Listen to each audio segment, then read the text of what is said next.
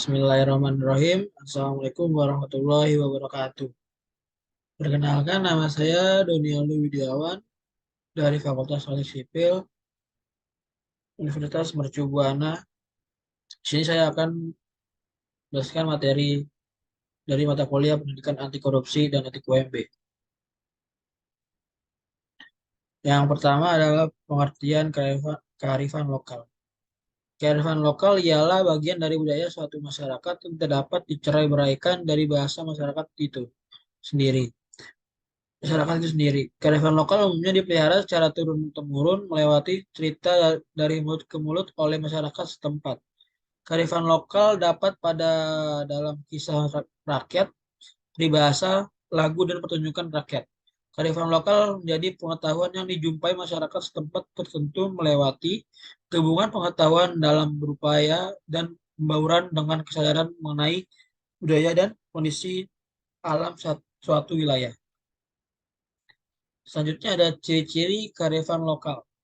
Yang pertama, memiliki kemampuan untuk mengendalikan budaya.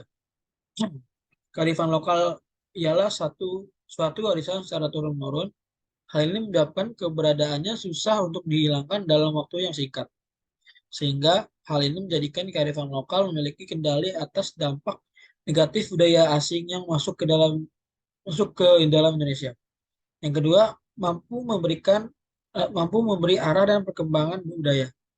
Kearifan lokal membuat nilai yang dianut oleh suatu kelompok masyarakat. Nah, hal ini menjadikan kearifan lokal sebagai pedoman untuk bersikap maupun bertindak. Melalui keberadaan kearifan lokal, maka masyarakat bisa mengembangkan budaya.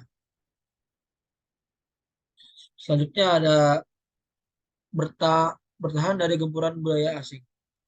Setiap negara, daerah, atau wilayah memiliki adat budayanya. Masing-masing berbeda dengan negara kita yang masih mempertahankan budaya dan adat istiadat. Kebanyakan orang-orang dari negara asing di luar sana udah merupakan adat dan istiadat nenek moyang kita, nenek moyang mereka. Yang keempat, memiliki kemampuan mengakomodasi budaya yang berasal dari luar.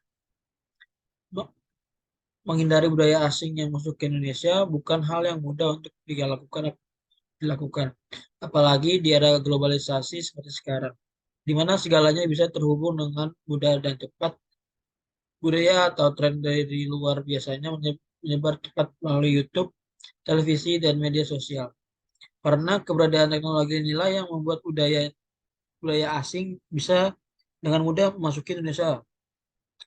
Namun, di sisi lain berbeda dengan budaya luar.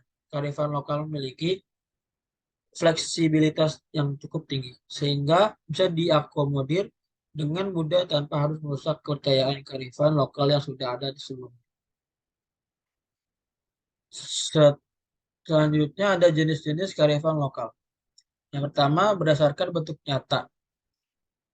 Berdasarkan bentuk nyata, terdapat beberapa jenis antara lain. Tekstual.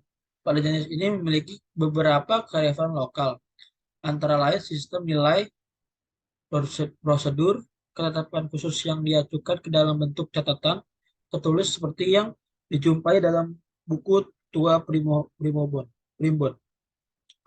Kalender dan kultur tertulis di atas lembaran daun lontar.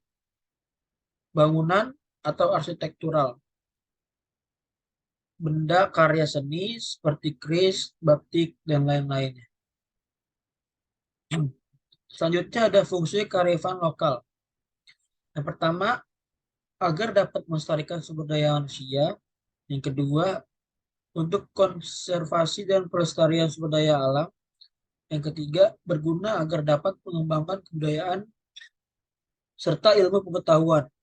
Yang keempat, bermakna sosial, misalnya upacara integrasi komunal atau kerabat. Yang kelima, bermakna sosial, misalnya pada upacara daur pertanian. Yang keenam, bermakna tentang etik dan moral yang terwujud dalam upacara ngabir serta penyucian roh leluhur. Yang ketujuh, sebagai petuah kepercayaan, sastra, dan pantangan. Selanjutnya ada contoh kearifan lokal di Indonesia. Yang pertama, hutan larangan adat Riau.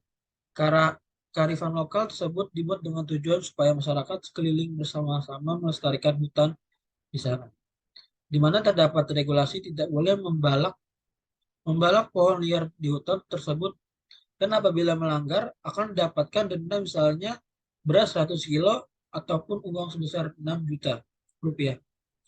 Yang kedua, BIBY Padang. BIBY ialah adat istiadat menanam dan memanen padi secara bersama-sama dengan tujuan supaya pemanenan padi cepat rampung, dan sesudah panen rampung akan disediakan upacara sebagai bentuk rasa syukur atas panen yang berhasil. Selanjutnya ada potensi kearifan lokal Indonesia. Yang pertama, kearifan lokal dalam karya-karya masyarakat, misalnya pada seni tekstil di Indonesia. Masyarakat Jawa memiliki batik yang memiliki ciri khas dan kebanggaan Indonesia. Tidak hanya motifnya yang indah, namun di balik motif tersebut tersimpan makna yang mendalam. Motif-motif batik tersebut berisi nasihat, harapan, dan doa kepada Tuhan. Yang kedua, kearifan lokal dalam memanfaatkan sumber daya alam. Kearifan lokal mengajarkan kita untuk tidak mengeksploitasi alam secara berlebihan.